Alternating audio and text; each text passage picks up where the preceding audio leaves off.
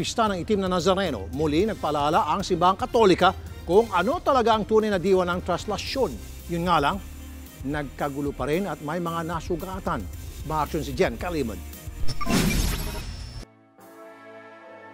Ang tunay na deboto, hindi lang basta panatiko. Yan ang binigyang diin ni Manila Archbishop Luis Antonio Cardinal Tagle sa misa para sa Pista ng Itim na Nazareno sa Quirino Grandstand. Ang tunay na deboto ay nagmamahal. Ang panatiko hindi nagmamahal.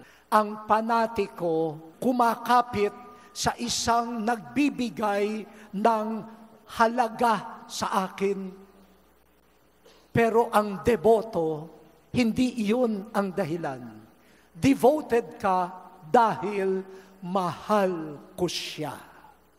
Tuloy, sa programa pagkatapos ng misa, natanong ang ilan sa mga nagpatotoong may hatid na milagro ang poon, gaya na lang ng aktor na si Coco Martin. So in love ka ba?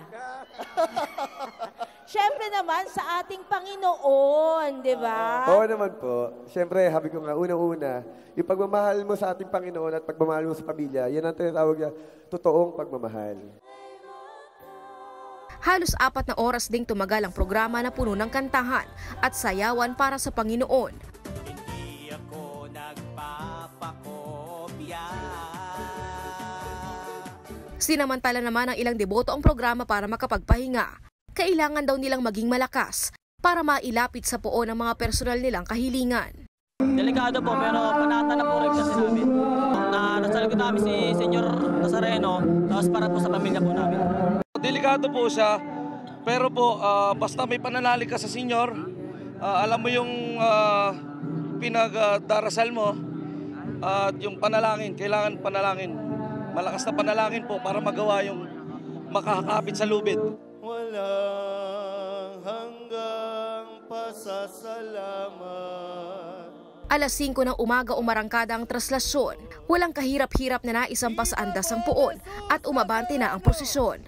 Viva Bong Jesus Nazareno! Pero biglang nag-akyatan sa mga bakod ang ilang deboto at nagtakbuhan papalapit sa andas.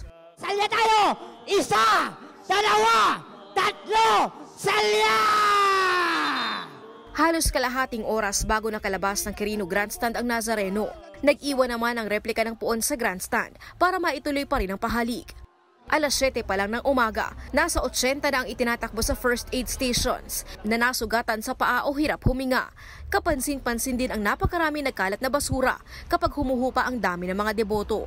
Nakasunod naman agad ang truck at mga tauhan ng Manila Department of Public Safety para maglinis. Umaaksyon, Jen Kalimon, News 5.